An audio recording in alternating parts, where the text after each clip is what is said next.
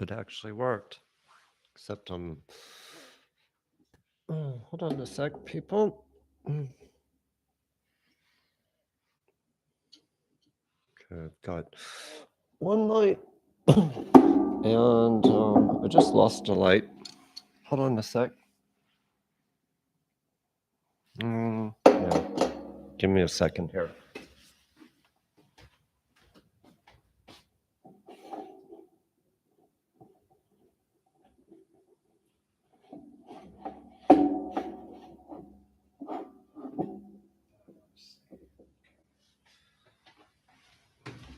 All right. Let's see if that works. Oh, God. No, it's just the technical stuff. Can you hear me okay? Yeah, it's just the technicalities here. I have had nothing but bad luck as far as cameras, YouTube, everything. Can you hear me? Oh, yes, you can hear me. Good.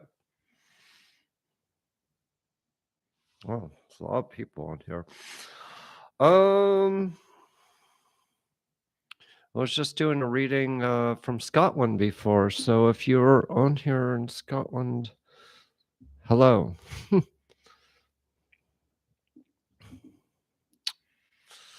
No, I do not own a kilt.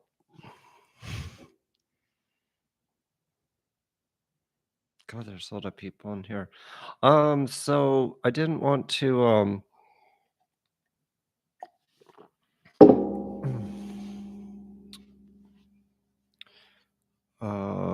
how's 2023, Nicholas? I don't know. It's okay. It's been busy. I've been doing a lot of readings and you know, so it's been pretty busy. And so I've been working just about every day. And just fix this. So before I was writing to Val, Val from the Forensic Astrologer, about help on YouTube because she's good at that stuff, and I'm just like sitting here like, oh, going. I mean, some of my videos, like the comments were turned off, and I couldn't get them turned back on. Then the live thing, I wasn't able to go live through that, so I just it was just annoying. Anyway, so welcome. And God, there's a lot of people in here. Everybody's up. Where's the bunny? She is down stairs actually. Um I also made this for people that subscribe uh because I didn't want a lot of scammers on here, and I've had trouble with that. I've had scammers oh, it's been awful on my especially on my Facebook and stuff. And everybody just, you know, hold on, trying to position my camera here. I had to cut out my webcam because my webcam wasn't working on here. So you've just got regular FaceTime camera or whatever they call it on here. Anyway, the purpose of this, I wasn't going to do personal questions. So a lot of people on my Facebook page always have questions about mediumship or psychic work or how I do this work. I get people that constantly write to me asking, do I, you know, teach courses? And I don't have a book. I don't teach courses. It's very hard. It's almost like you have to do teaching very individually. Um, but there's not much you teach. You actually kind of emphasize what somebody's seeing, and a lot of people sort of doubt, um, you know, but it's already a scammer. Scammer be scammers be gone. Um,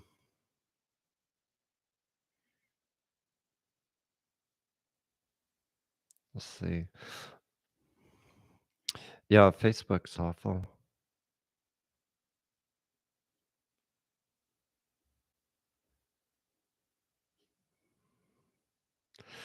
Um,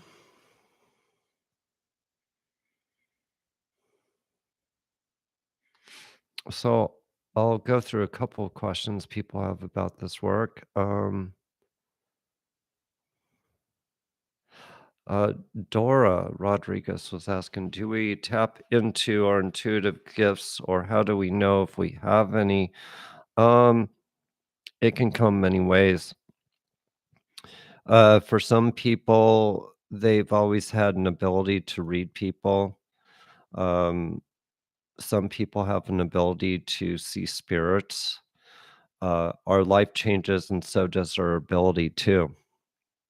And I discovered my abilities back in when I was in my 30s. That was just yesterday. No, that was 20 years ago. Um, anyway, so there's a lot of different ways, not just one way, to go about it. Just turn down this light here because it's so bright. Um, I spoke in front of a group one time about near-death experiences, and people that go through near-death experiences can actually um, start seeing spirits. They can also have premonitions, that kind of thing. Some people talk about dreaming and going through dreams and seeing events that happen, and a frustration that happens is they can't prevent the bad event from happening. That happens a lot too. Um, I came through mine. I had a lot of anxiety when I was younger. I was also living in the mountains on a farm that I owned up in Massachusetts, and I was surrounded by spirits. I mean, I talked to spirits every day. It was just part of my life. Farmland goes back to the 1700s, 1760s, and I just became part of the spirit family there. And was a farmer and I was a carpenter then, and I'd work on these old houses because I specialized in old houses. And if the owners were like, if they were open to it, I'd start talking about um, people that once lived there. And then all of a sudden, I would see the vision of a building like in the background, but it wasn't there.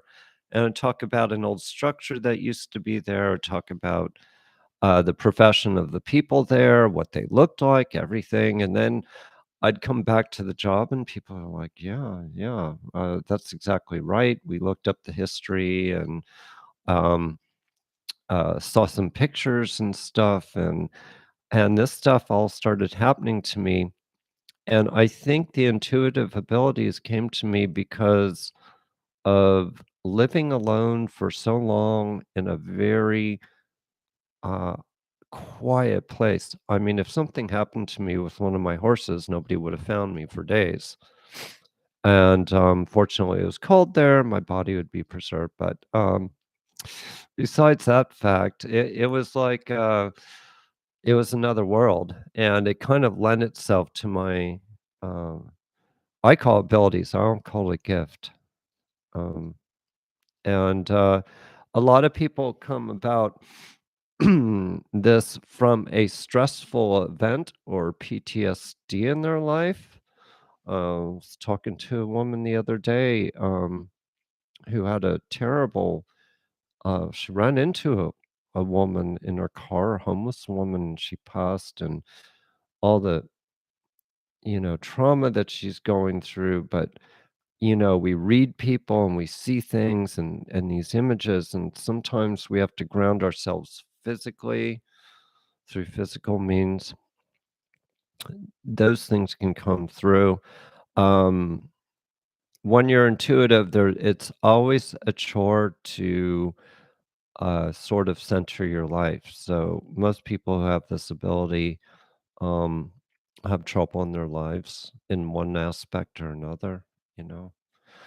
Um, But anyway, that is kind of how, intuition comes about, um, and, really, it's kind of like learning how to draw, alright? So, some people, uh, through a lot of lessons can learn how to draw, and then somebody can pick up a pencil and paper, and they've got a natural ability, you know? So it's very similar to that. Some people have real natural ability. Some can learn to a certain extent, but they always have to work at it, you know? Took me, I want to say, and I'm not kidding, it took me about 10 years before I talked myself into doing this professionally. Um, because I worked with a man who was, he's still actually working now. He's in upstate New York and he's in his 70s. He's been through some health stuff, but he was kind of my mentor through this. I just sort of, we had an interest in horses together, but he was a real life psychic detective. Um, and he's been on TV and stuff in the past. But he's not a showman. He taught me to be very straight, not charge a lot for your services, and not be into the limelight, and keep things very low key. And but I think, I think he knew I had abilities, but he said, it's not the abilities that are the problem, it's the general public you have to work with.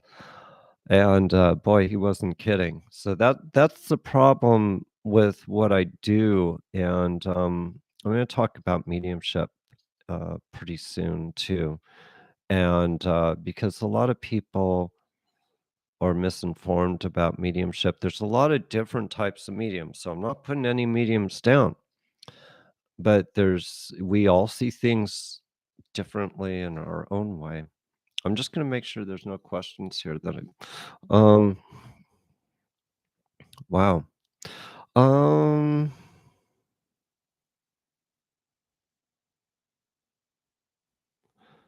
it's hard not to doubt, CC says. Okay, so don't doubt. Um, the other way that really helps you, and people think when I first started, "Oh, he wanted a career as a psychic." I didn't want a career as a psychic. I didn't, like, people think it's cool, and it's not cool to me. I was actually a furniture maker for a long time. I loved woodworking. Um, and that was a cool trade to me, but being a psychic, if you told me I was a psychic, like, back in my 20s, that I'd be this psychic figure, I would have laughed at you. I'd have been like, "Yeah, right." I had, like, really long hair there. I mean, my hair was way down my back. Yes, I looked like a hippie, uh, out of the '60s. Uh, I swear I wore overalls and stuff, and I grew my own food, and um, I lived like a pioneer. I mean, I even cooked on a wood stove, you know? I raised wool sheep. I used to shear the sheep. I used to wash the wool. I used to card it. I used to spin it, and then I used to make sweaters out of my sheep's wool. So we're talking like a really different life.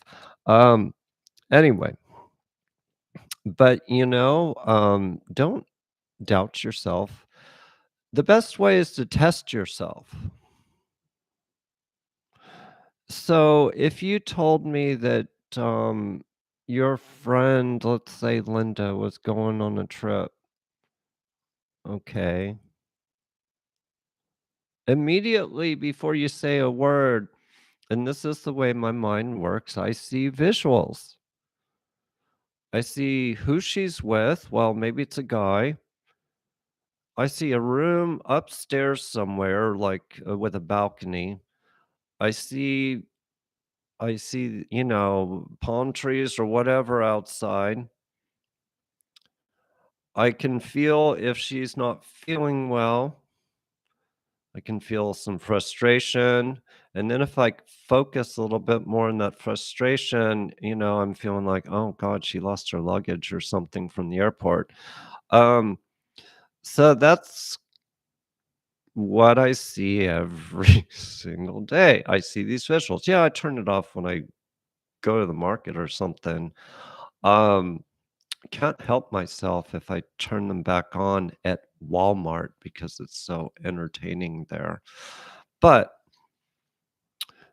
test yourself. So if you're around coworkers or you've got a feeling about something, maybe your friend's sick and she goes home from work, and in your mind, test yourself. What do you think she has? How many days do you think she'll be out? Do you think she goes to to the doctor? Um, and then find out when she comes back if you were right. Um, that is a very good, way to test yourself. And, yeah, I've done some freaky stuff too. I've had, I've talked to people, without seeing their video, all the way from here to Australia, and I told them what color T-shirt they were wearing. Um, I don't like to that stuff happens, but you can test yourself. And testing yourself brings the abilities a lot stronger to you, okay? Um, but I didn't have it easy when I first started. I used to be on the Best Psychic directory. I don't know if you've ever been there before. There are so-called, tested, psychics and mediums, and yeah, actually, I'd say most are. Um, that was ages ago, and I used to go on the psychic line. I'd get random callers, and some of them were drunk, some of them were stalkers, some of them I would not leave in charge with my dog or something. And then I had some really nice ones too. And I got really popular on there. I mean, and like reviews were great, and I got really popular. And then I went to like psychic fairs, and I would have just like I'd have crowds around me, and there were other psychics there. So it was like all of a sudden I knew something was different about me. And I'd go into some of these psychic groups, they'd have things that they would work on, missing pets. And so I would go into the group, and they're like, um, I'd come on there and say something. They're like, "Who the hell are you?" Woo! Because I would like talk about somebody's name, or I'd say a business name or something like that. So test yourself is the best way. Um, Mediumship's a totally different subject, but um,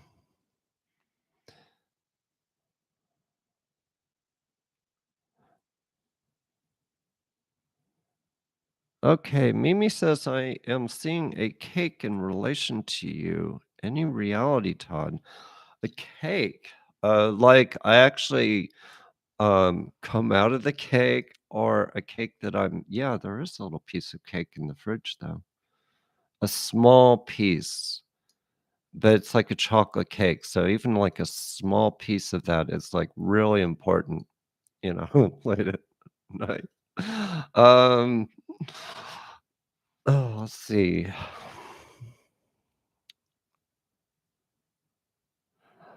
Um,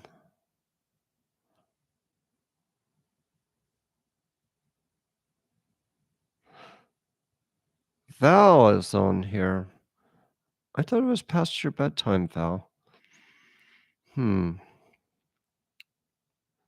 Okay, Sarah Kirkus, were you ever afraid of what you were seeing, visualizing?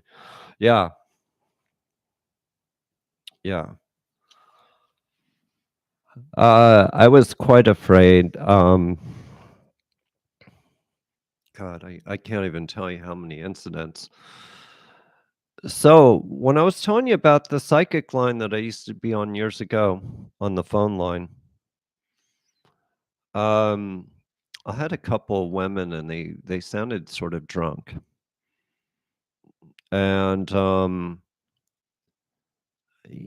get kind of like you know, I don't know. I get tingles actually talking about this because I remember this. And so they were being just really sarcastic with me, you know.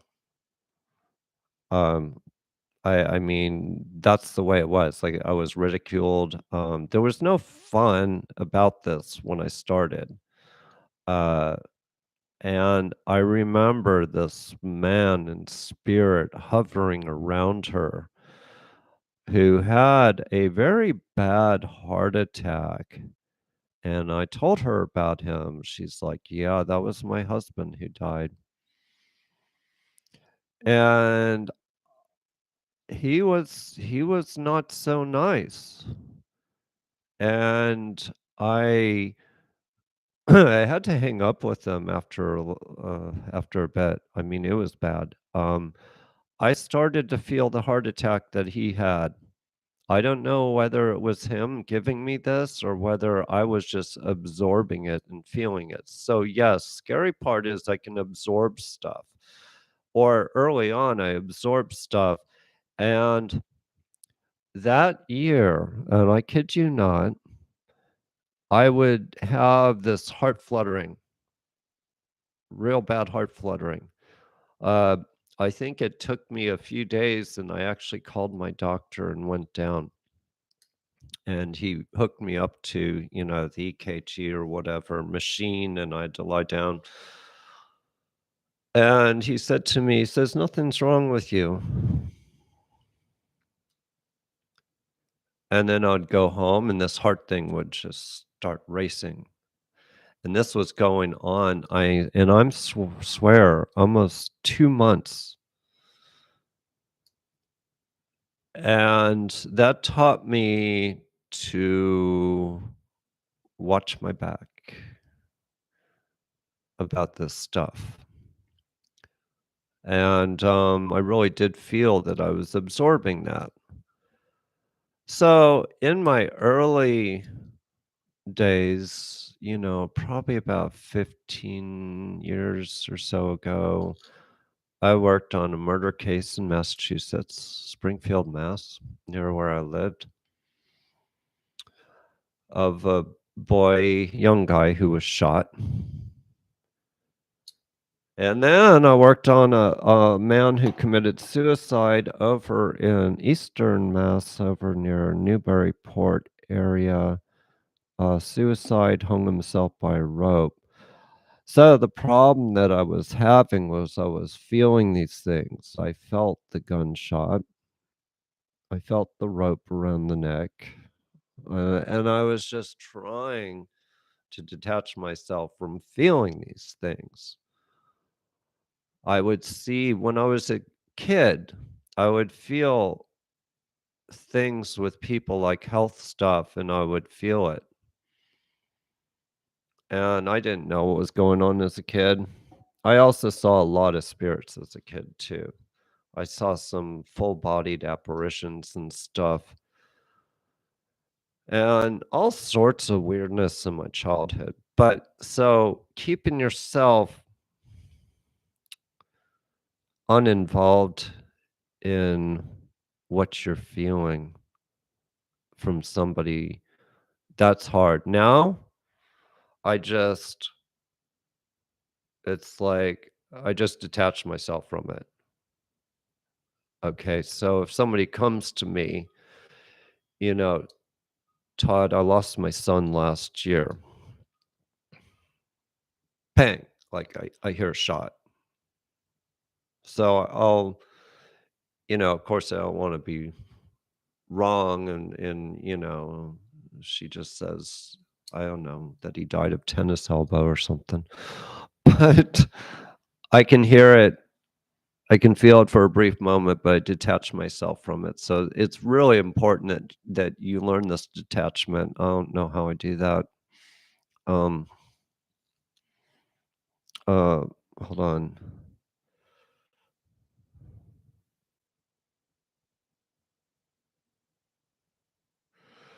Cece also asked that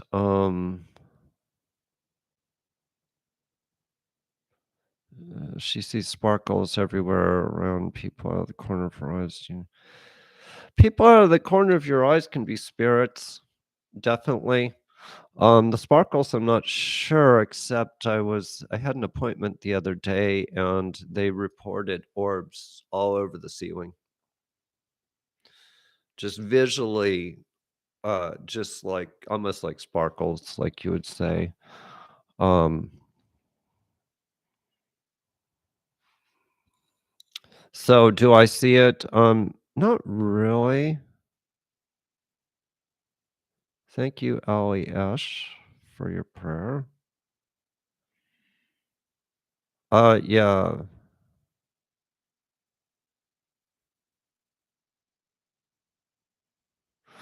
Oh, blue eye. I have green eyes actually. Well, no, they're actually red right now. Um, so I'm just reading over some stuff. Patty asked, "Does anxiety in a crowd mean heightened awareness?" Well, a couple things can go on, but you are responsive. You are responding to the energy of the people there. So if it's a crowd that you feel uncomfortable with, it might be that's intuition. Um,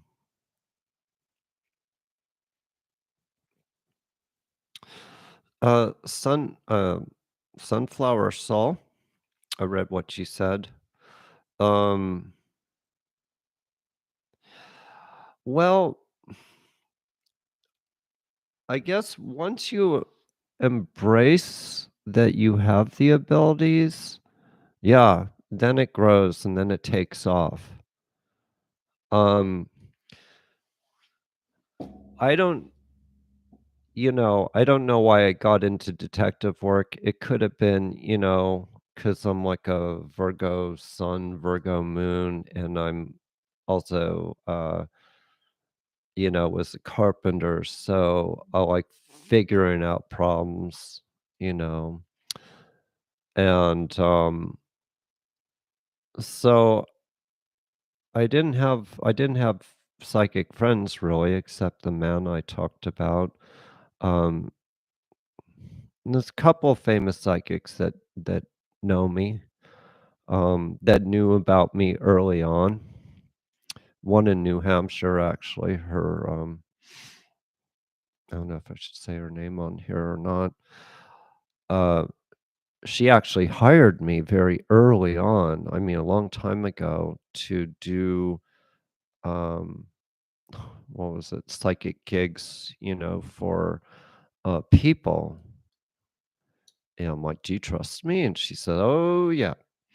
Um, but anyway, in knowing once you have the abilities, you direct yourself to what your specialty might be. Um, and I mean, I do love so-called love readings with people, but I'm not really I'm not good with it because it'll take me 2 seconds and I'll be like, "Yes or no," you know? Um, and I know there's some psychics out there who will give a very polished view about the relationships and this and that, and, I'll be like, "No, he'll break your heart," you know? "Don't fool with him." Um, yeah, it's pretty bad when I start detecting herpes and stuff like that. I don't even wanna go into that. Um, I've heard yeah, some people, like, treat me like a doctor, and I'm like, "Why do you treat me like a doctor?" You know? Anyway, so abilities gradually grow once you embrace them, but then you have to find out what you wanna know. Where do you wanna direct it? And in psychic work and remote viewing, um Man, I mean, it gets really intense. So for an example, uh, so many examples. There was a missing child case here. Um, I think it was about it was in Hampton, Virginia, not far from where I live. It's on the James River. I'm about an hour from the ocean, but I'm actually only a few minutes away from, you know, one of the rivers here. There was a missing boy. I think it was a missing boy, and it was on the news, but people were asking me about it anyway. And immediately, mom came to me, the mother. So I felt like the mom or somebody had something to do with this initially. Now I've got to dig deeper. I saw the building. Okay, I'm looking at the building. Um, and when I'm focusing on that, I'm seeing it. I'm seeing it in my mind. And it takes a while. I can start approaching the building. I can start walking up the stairs. I can tell you what side the staircase is on. And then if I want to focus deeper into that, I can start seeing what color the floor is, what kind of furniture's in there. And this is not real fast. So the fast stuff is the image in your mind of the house. The other stuff is sort of concentrating, focusing on the visible building and what's going on. If a murder took place in the house, I will have to determine whether it was upstairs or whether it was downstairs. Energy's going on upstairs. I've got the room as you're facing the house on the right side, in the front. Um, I'll ask the people for confirmation with that. If they say yes, okay, I'm on the right track. So from confirmation, then you keep going to what kind of weapon was used, this and that. If the body is missing, you're kind of tracing the footsteps. And when you're doing that, then you're also seeing, are you seeing mud? Is it dry ground? Was it cold out? And also, was it night? So all these questions start coming into your head when you're a psychic investigator. And, a lot of people think it just comes to you, but you actually have to sort of focus on what you're seeing. It's the same with missing pets, with missing dogs. I get it all the time. Yesterday I did a missing dog down in Florida. Um, Missing quite a while. Well, contrary to where they think the dog went, I got the opposite side of the area. I'm focusing, and but I'm trying to find an object that they can see in a busy neighborhood. I mean, if I tell them a black car, how many black cars are on the block? I mean, that doesn't work. So I have to find angles to give them something. I saw Blue House, I remember. I'm in the upstairs floor. Um, Anything else significant? So I'm kind of looking around. Hold on, there's a poodle. I saw a poodle, white poodle. Um, I gave him the name of the street, that kind of thing. Now it's kind of a wait and see situation with them, and they may get a dog tracker out to do some scent trails in that area. But so it's really complicated. People, it's so what you're doing is you're focusing. Once you get the image, then you're focusing more. Um, um,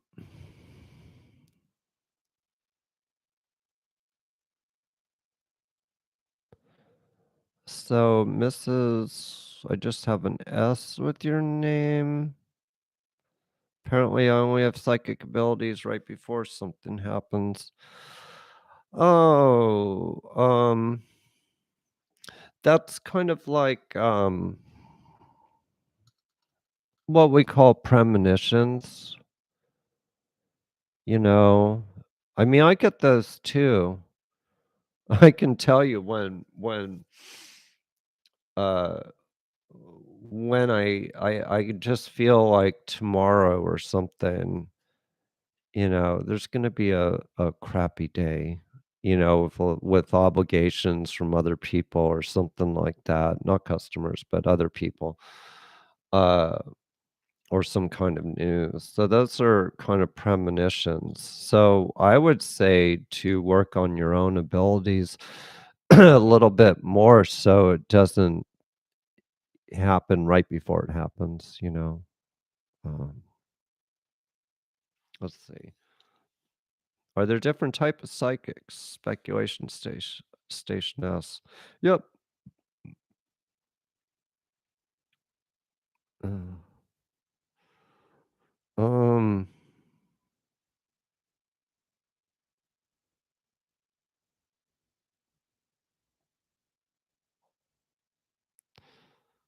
let's see.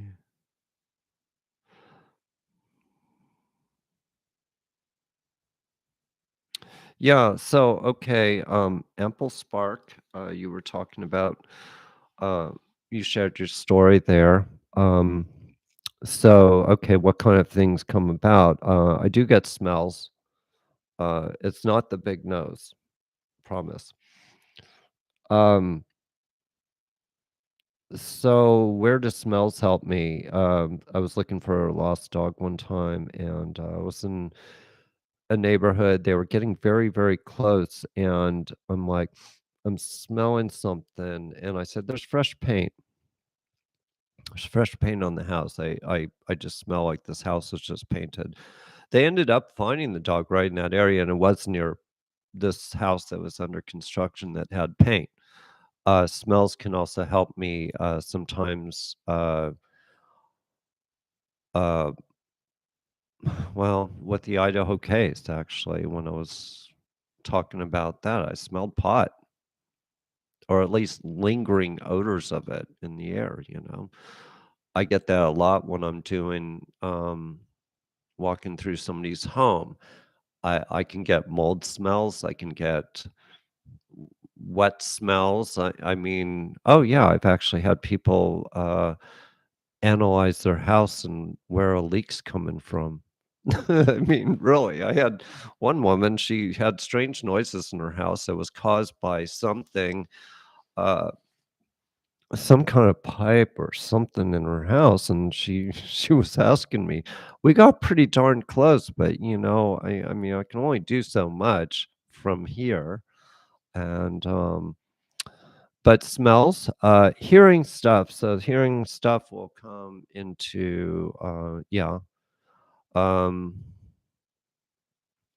health readings quite a bit. So, I was just doing a health reading yesterday, I think it was, and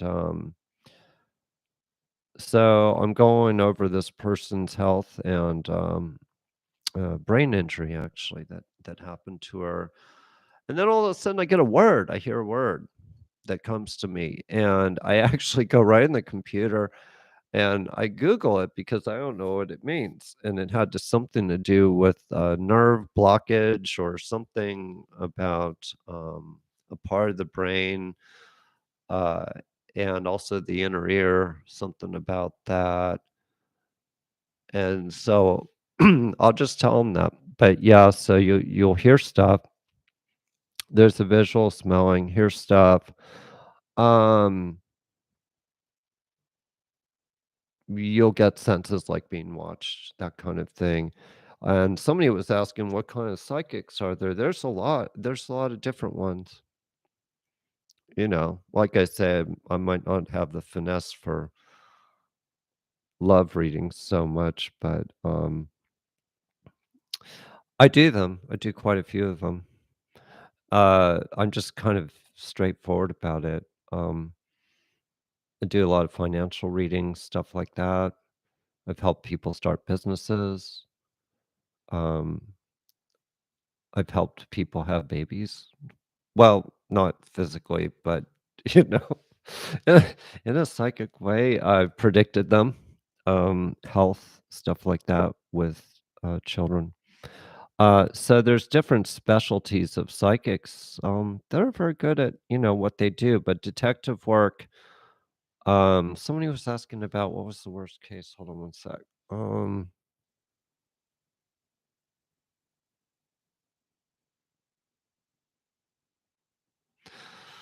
okay, so Karen was asking, what is the hardest detective case you had to work on? Oh boy, this just scrolled right up. How many people are on here? Oh, I've got 107.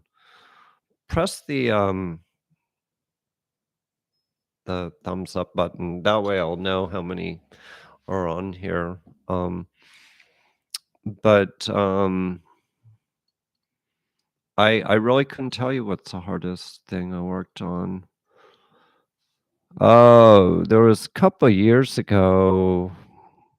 It wasn't hard. There's just some things that leave an imprint. So there was a missing man in Oregon. Um, he was kind of living sort of rugged, like, in a tent by a campsite and stuff.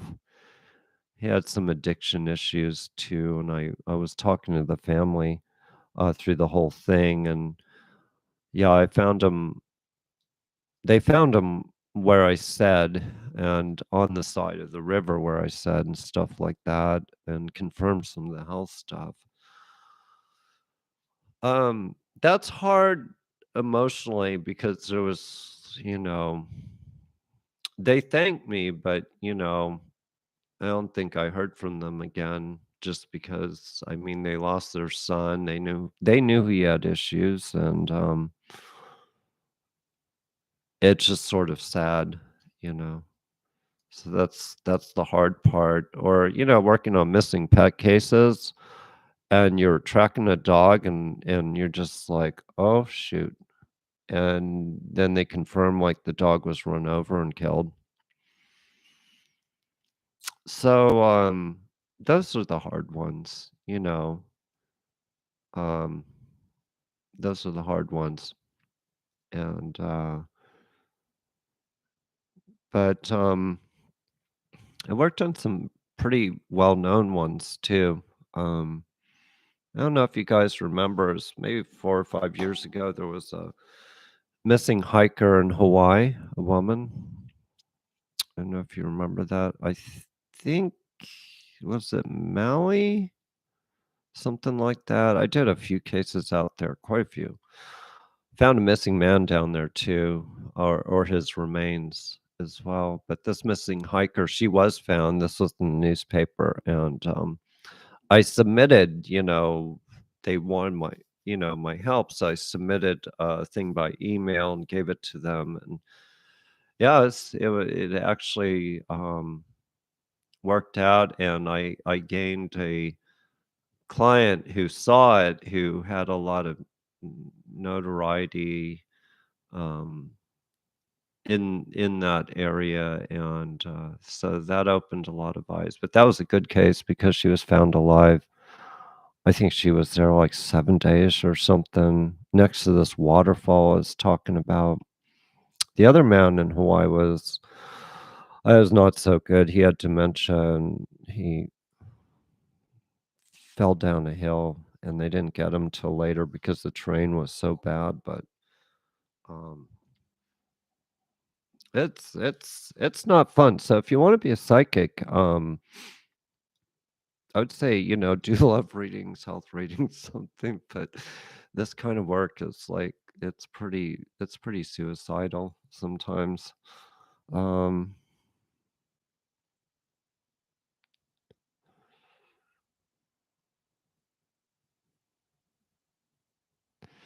yeah, so, Mrs. S, was talking about near-death experiences, that's a big one.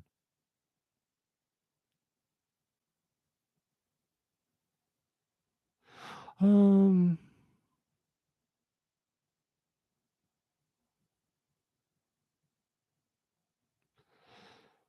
Aunt Deanie, we have a missing hiker here in San Diego who was visiting from Ireland. He still has not been found. Ooh. Um, hmm.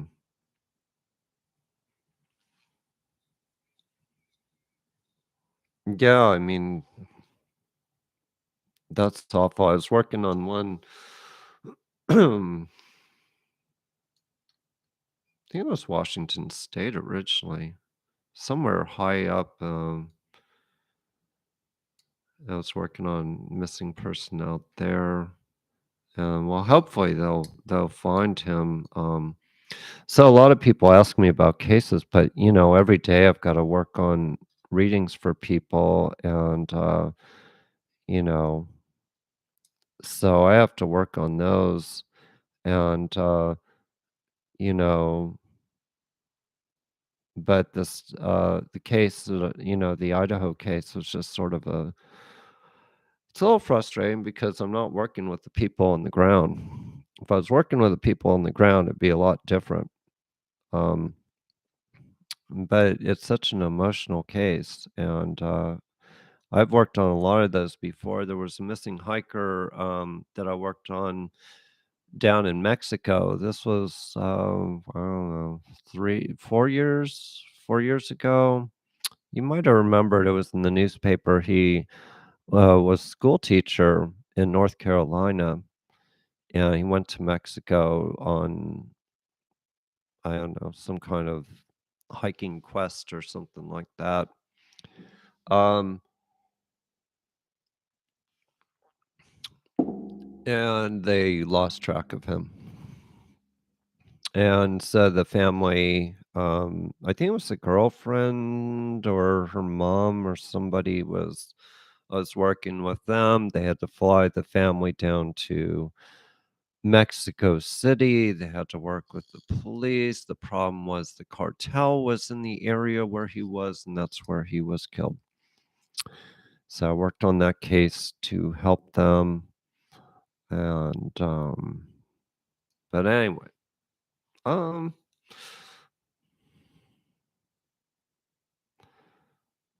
Ray was talking about the William Terrell in Australia many years ago that never got. I worked on that, Ray. Yeah, I worked with uh, a man who was an investigator. I think he was out of Sydney, and he was trying to find out what happened to work with the authorities. So he promised that um, it would all be shared. But hold on, this was opened up right when COVID came, so there were lockdowns going on, and they could not access that area. Um, but I did give him some clues. The problem is with Australia and a lot of cases I work on out there is there's a lot of terrain. I did give some clues and hopefully they were useful. Um, when was it? This last year, I worked on a missing police dog in Australia, up near Queensland, I believe. I worked on that, and then there was a missing boy. Unfortunately, I believe no missing girl could have been that was murdered up there too at the same time. So I've done quite a bit of stuff um, in Australia. But the case about the boy that you were talking about, I didn't really hear back from them, but there was this lapse because of COVID, and all the borders were sealed up, as you remember there. So they couldn't get investigators out there, and um, did I find the police dog? I don't know. I didn't hear back from her. I didn't hear back. We suspect that we suspect the worst, honestly, because of the creatures out there. You know, I have a close friend in Australia. I actually talk to every day, and everything. Everything in the forest in Australia will eat you, bite you. Um, it's a dangerous place. You've got the brown snakes, and then you've got the crocs, and then spiders. You know, they've got they've got spiders the size of corgi dogs. Um, oh, somebody said my thumbnail. Yeah, that was a photo some years ago of my dog and I. Um, so,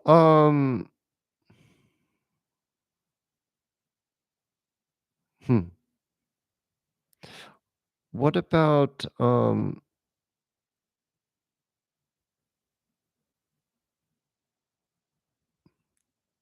Oh, no problem. Um, I'll do personal questions for you sometime. So, I had a lot of people on my Facebook page that were asking about topics, and I felt bad because I couldn't answer them all. I was working, and but they have certain topics they wanted to know about, like past lives, mediumship. So, and we'll do another part of this because I may have to go pretty soon, and I promise I'll try to come back on again. Mediumship. There's different people that do different types of mediumship. There are what I call spirit messenger people who will give you messages from the dead. I am not one of those. Not exactly. I do some really, really involved mediumship readings with people,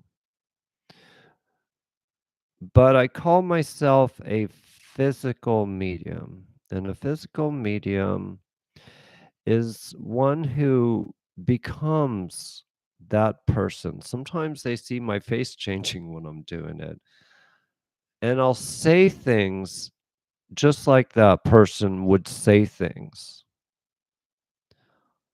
But you have to understand spirit life is not always here. Our family doesn't always stay with us. The best thing you can do when you lose a loved one is wish them well on their journey. And of course, there are some that just hang around. In fact, I'm going tomorrow morning on a live investigation to a house that I went to before, whose wife committed suicide. Very unhappy situation. I do that early tomorrow. But I feel them, and they don't always have things to say to us. A lot of people ask me, and it's like they want me to pick up a phone, and call them, and ask how they are. It's like, yeah, hello. How are you doing up there? They want to know about you. It's not like that. Some spirits just vanish or gone. And then we have some that linger on. Then we have some that take the form of something else. But in my case, I become that person in spirit. I take on their persona.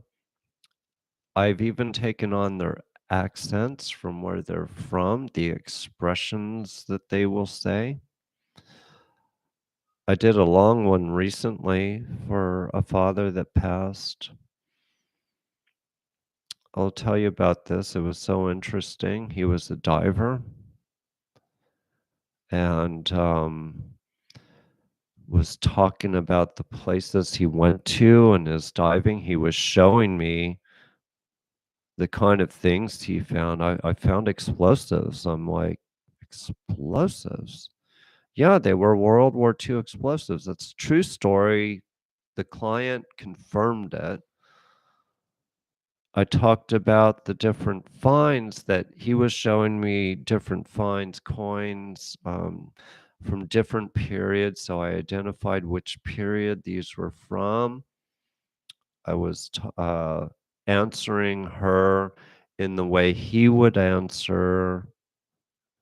That's a physical medium. That is it's like I could feel it. Um, just re and it got so specific, I was kind of like on his bed. I was wondering, "Where are your tanks? Where are your tanks?" I'm looking for the oxygen tanks because I used to be a scuba diver. "Oh, they're down the bottom." So, in those days, they'd throw some of the tanks down below so they had the extra air because they were very deep and they could change tanks down underwater. So, mediumship can be really specific, but I have a problem because of a lot of TV personalities and a lot of media and YouTube people.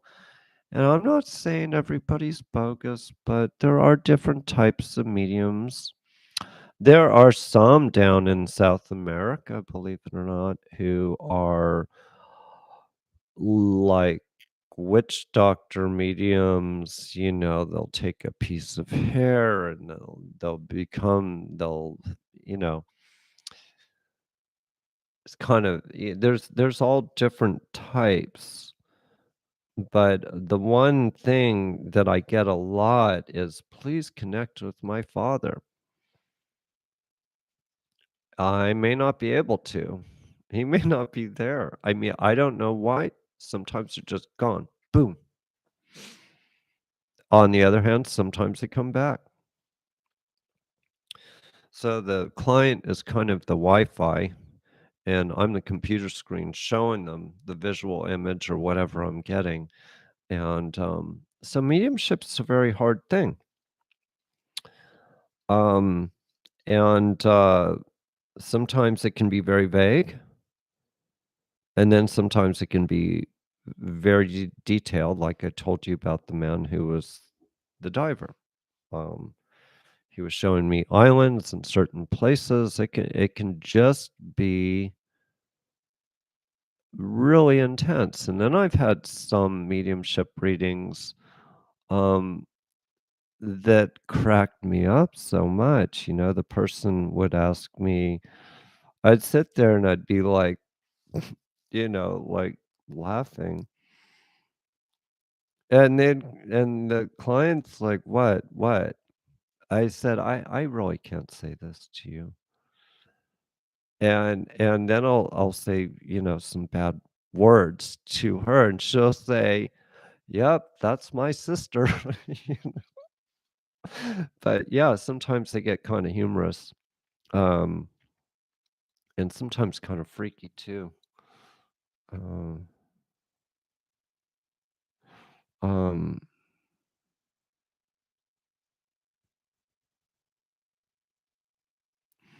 I'm just looking at what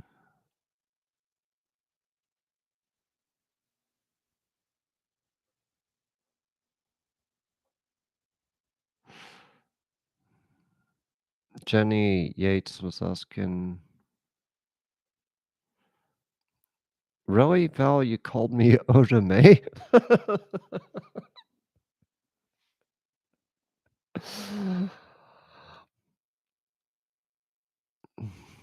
I'll blow you away, Val. Do you know I actually did talk to Whoopi Goldberg once? Mhm. We just had a casual conversation. It was about, 22 or something. Um, anyway, it's my claim to fame, I guess.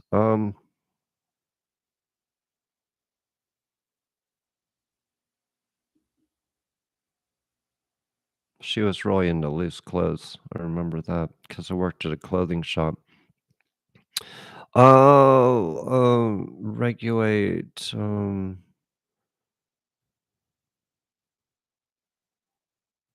yeah, so okay, so if you're a medium out there, I'm sure there's a lot of very good mediums on here, and you can understand, and this is what I was talking about with the psychic Rachel, who I just did the podcast with. I think you guys saw it on there. We were talking about, and our world's very troubled right now, And spirits also respond to that. We feel like a lot of them gone to a higher place, to the light, you know? And, spirits are like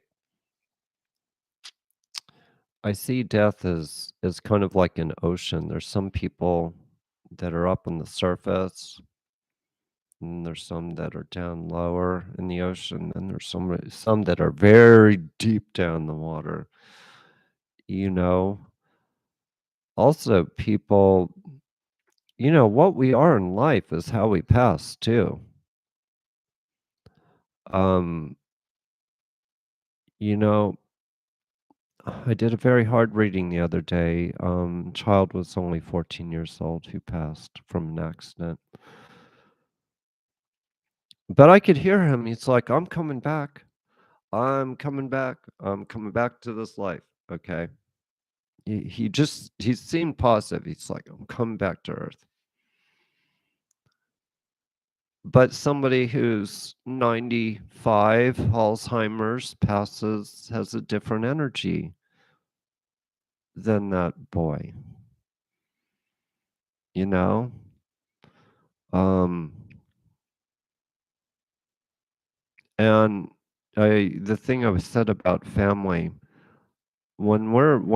yeah, the people who pass can have those memories of you, and that is very important.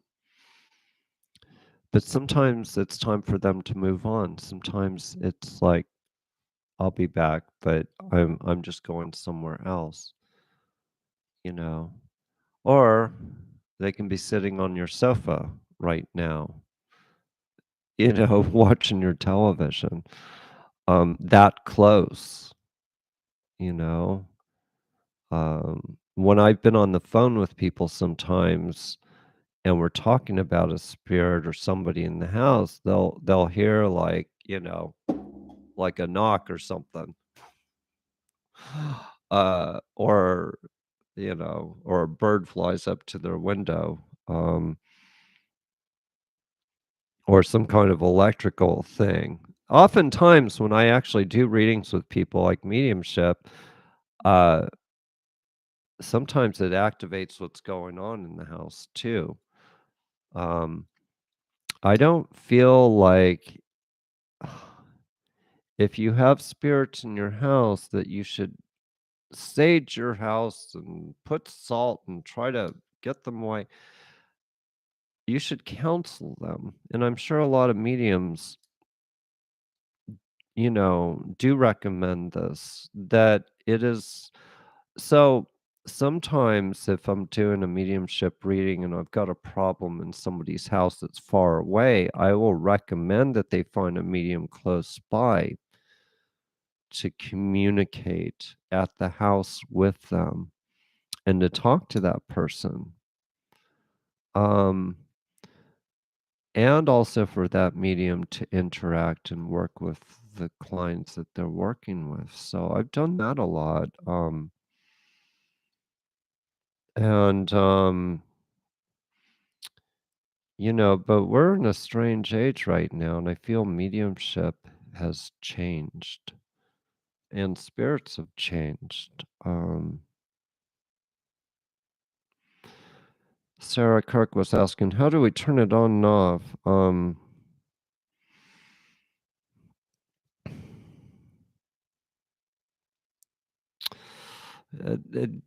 I never really turn it off. It's like having the radio on. I just turn it down. Yes, I am one of those people that if you're driving with me and the music is loud, I have to turn it down to see where I'm going. Yeah, those type of people. So it's kind of like, wait, we're almost here. I think it's over there. Please turn down the music. I can't see it. Yeah, everybody has one of those around, right? So mediumship or psychic. See, mediumship isn't separate from psychic abilities. it comes from the same source. You know, some people ask, "I would like a mediumship reading, please." I'm like, "Well, do I put on another hat for you?" The best mediumship readings, if you come to me, is don't. Just do a reading with me, and sometimes the best thing is indirectly somebody comes through. Um, you know, and then sometimes I'll be talking to them about some other matter, and there's I just keep seeing the spirit of the woman in the background. She's like jumping and cheering, "Hey, hey, me," so I'll tell them something, but um, yeah. So anyway, but turning it on and off, not really. You can say that you can turn it off, but it doesn't really happen that way.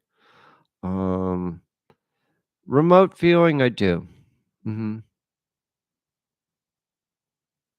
I mean, it's psychic work.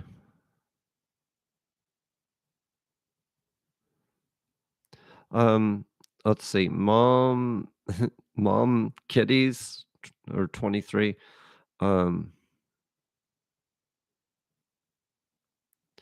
yeah, that's true. A lot of information coming too fast at us too. It also depends, if you do mediumship, it depends on the person you're working with too. How emotional are they? That can kind of cut us off too. Um, and I think honestly that because of the social media and because of many so-called, I don't know, mediums out there or whatever, it's making things really difficult. Because when I talk to people, I do a lot of readings for like India, people in India. Their culture is immersed in spirit, you know. I absolutely love the people there. Um, I really do. The Indian people have been so wonderful. But spirit and psychic work and all this stuff, this is part of their culture. It's not because they watch late night TV and that's how they're exposed to it. It's part of their culture. If you go to an Indian home, they treat you like a god. If you are a guest, you're like a god. Everything is spirit to them. That's something that in our materialistic society we've not really things really haven't gotten better, you know. Um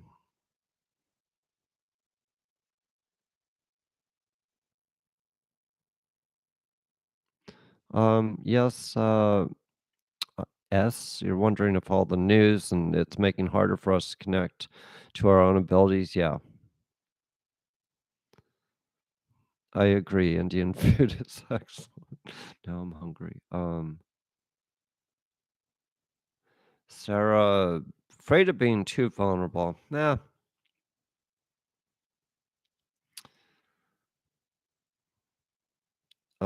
somebody was saying Native Americans too. Um, well, I've got a lot of stories about that. Um, I was working on a case for a tribe in the Northwest Territory, which is northwest. Uh, Missing girl case, and it's all Native American up there. But I was doing quite a bit of work, actually for free. I was just trying to help them, get some clarity on the case up there. This area that I live in too, when I first moved here, I saw Native Americans surrounding my fences all the way around. I actually put a little, totem spiritual thing on my door to kind of say I was friendly. Um, it's weird, some people ask if I've got, some lineage to Native Americans, especially my eye doctor. I know this sounds strange, but he was examining my eyes quite a bit, and he says, "Are you sure you're not a Native American? Because you got really tight lids, you know?" And, um, but no, I don't. I don't. But I've helped them quite a bit with readings, missing persons stuff.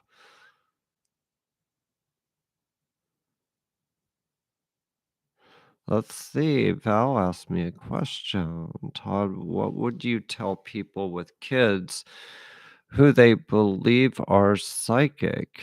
And Mimi asked, is it hard to get information at certain times? Yeah, yeah, sometimes. Yeah, it just feels like there's the psychic stream is not always flowing the same way, you know. Kids. So kids I absolutely love working with. They are so intuitive. And they're usually intuitive till about I'm just saying about 7 or 8 years old. And then what happens is they become sort of normalized in our society. They go to school. Um, they're growing up, and so they lose that those abilities. I'm sure other talented mediums on here could tell me as well that there are different phases. Although uh, kids are so different today than they used to be. You know that. Um, and there's something different spiritually about them too. Yes, the electronics are not good for them and all that stuff. It's not good for us either. And I was just actually tonight, I was doing a reading for a woman, her granddaughter's 16 and very, very psychic, always been psychic. So sometimes we retain those abilities going through our life. And yeah, so kids are a good example of they're also and I'm sure some of the mediums on here too know that they're like um this Wi-Fi kids are. They're like big crystal energy because I was actually investigating a house not far from here that became active. It really wasn't active with ghosts before, but it became active very quickly when they moved in. And I was just kind of poking around upstairs. I'm like, who's in this room? Our boy. How old is he? He's 4. Yeah, you know, spirits are attracted to the uh, to kids, and kids can bring on spirits. God knows how many parents have called me whose children are sitting there talking to people. You know, my experience as a child was very different. I was extremely shy. I was frightful in terror about places, things, people. I was highly sensitive as a kid. So bad that I had to go to special learning therapists, special schools. Um, I saw somebody who was healthy, and I knew they'd be sick, saw people dying before it happened. I went to cities in my mind. I swear I was there, and my parents would say, "No, you were never there before." I could describe the city in my mind. So I do believe I had these abilities early on. I just didn't know what the hell it was. I thought everybody saw these things. You know, I wanted to be normal. I wanted to look like Tom Cruise and just be the stud. Just didn't work that way, you know? Um,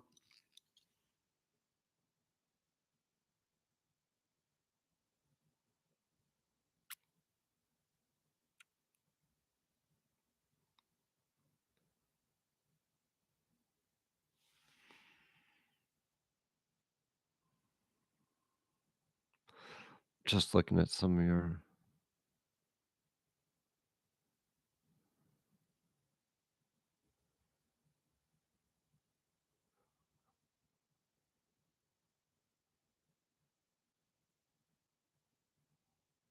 oh, Allison was asking about, um, does anybody else in my family have the same abilities?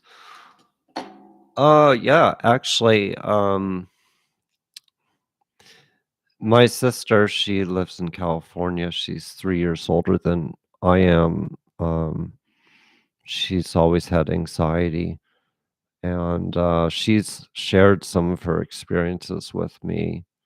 You gotta understand, it kind of blew my family away when I started doing this, and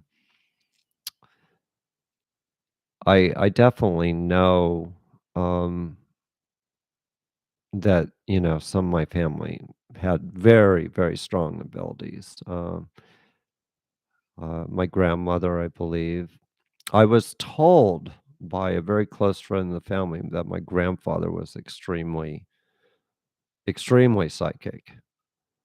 And I did not know some of these stories, so I found that out actually recently. Um, my other grandmother on my father's side, I believe she was very, very intuitive. She was actually from Romania,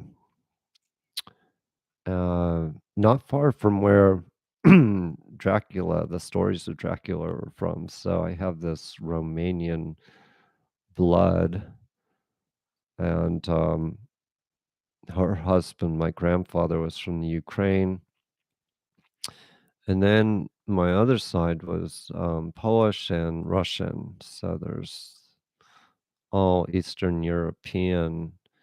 I think on my father's side, there's a lot of stories that were never shared with me, and my grandmother was lived to be 95, and one day she looked at me.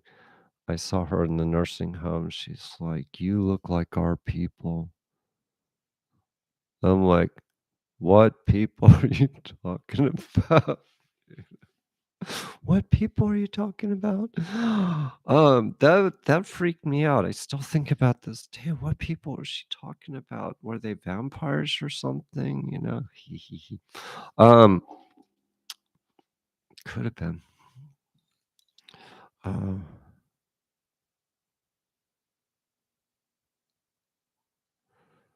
oh, Kristen. So Kristen, wow, what a story. When your brother and her were hit by a drunk driver, he died next to me and I survived. That's my psychic abilities got strong. He says he's still with you, sis.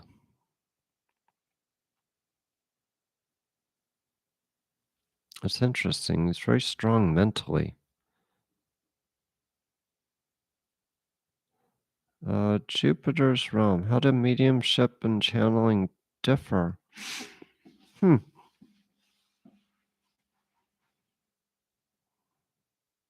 Not really different, I don't think. Maybe there's a medium on here that could answer that. Uh,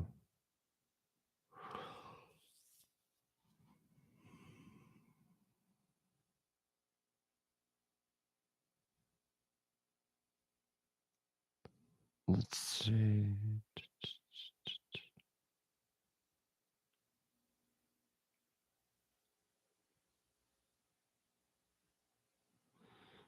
So Kristen says he sure loved her, and he was Leo the Lion. He was. Um, says just remember, I'm here with you. I'm just in a different world. He likes your hair. Why he was saying that. Yeah, he says you'd be good at writing a book.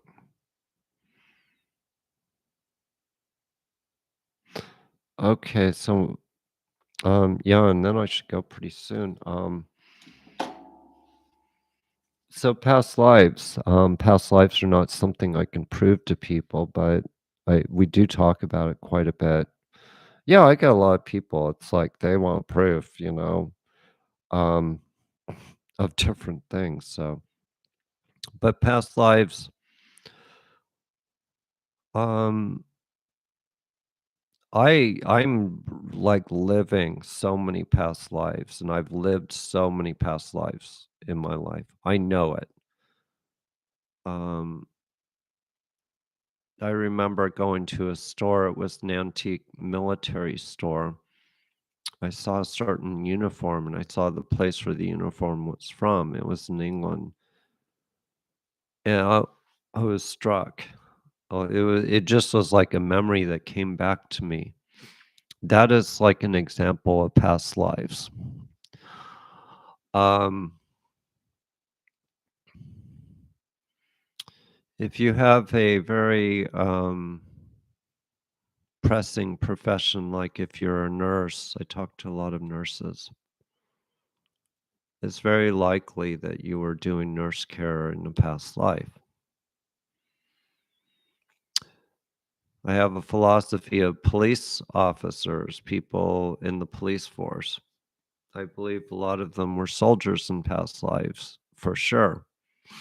They do not feel they do not feel comfortable in this life unless they are protecting and defending. So people in the military and people on the police force, you were most likely doing that in a past life.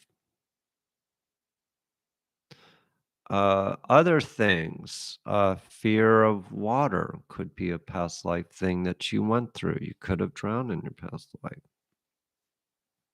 So be aware of the things that you are drawn to or the things that you fear, you know. And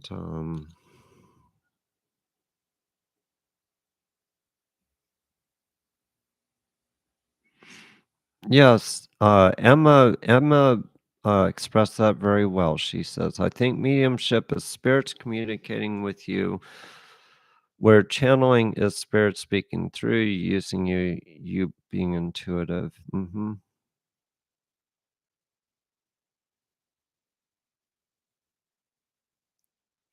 Um,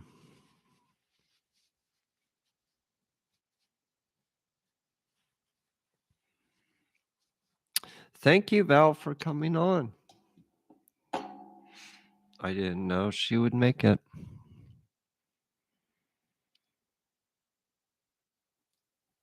And uh, also go to her channel because we are going to be doing another live presentation. Was it the 27th? Something like that. So we're going to do another video. I know everybody wants to know about the Idaho case, and I've had some very disturbing images come to me recently about it. So I think we might be talking about that a little bit. I mean, I'm hoping that some of the information comes out, and now I heard the trial isn't till June. There's a lot of stuff that's not being said right now, and I do feel there's other suspects too. So I hope they're aware of that. I do. We're only trying to help, you know, and we're trying not to mention names. I'm a psychic. Val is an astrologer, so we keep things very neutral and don't try to make waves. Just our opinion. Um, and by the way, my website is toddsegalpsychic.com. My podcasts are actually under the blog section. So if you go to the top right, it says blog. So you can listen to my podcast there. I'm on Facebook and you can interact with me. And it's been so busy lately that I can't even tell you. It's been like, it's not that I'm trying to ignore people, but I have to work on readings and then I go on there and there's like 150 comments on one post. And I'm just like, whoa, where'd everybody come from? But, you know, anyway, and you can do a reading with me. I'm easy to get. I put missing pets as priority. So if you see a wait for readings, and you do a missing pet, I will look at you and try to call you immediately or get in touch with you immediately. Okay. So I do that. And we care about pets. And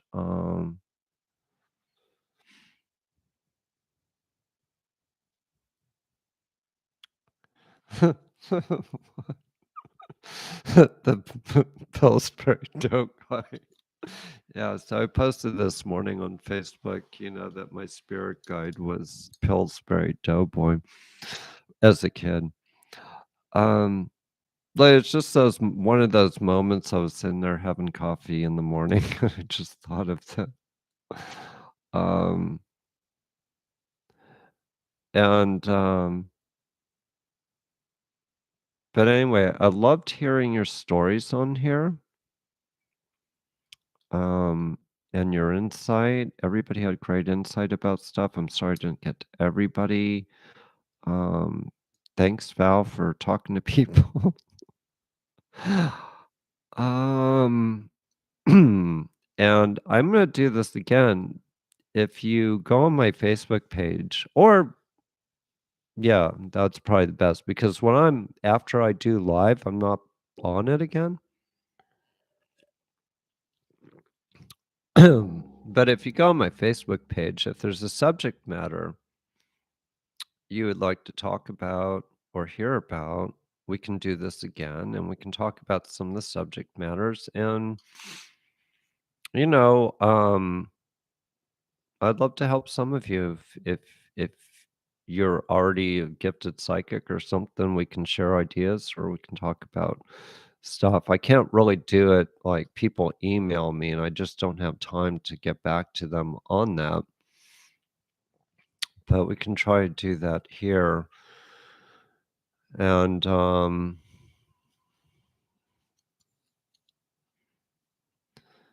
oh, Gina, your dog passed on Monday.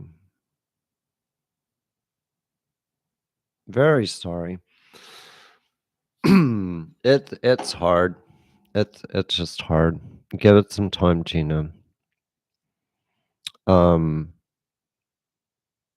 yeah, I mean, I had a farm. I I've lost like 5 horses, 24 sheep, flocks of chickens, ducks, bunnies, 2 dogs, cat, 2 cats. I've lost so many pets, and they don't live long enough, you know. They don't live long enough. But, you know, spirits of animals are there too. They don't go away. A lot of times I'll do readings like on somebody's farm and I'll feel a spirit of a horse on their property or something, you know. So they don't go away. But just hang in there. Um,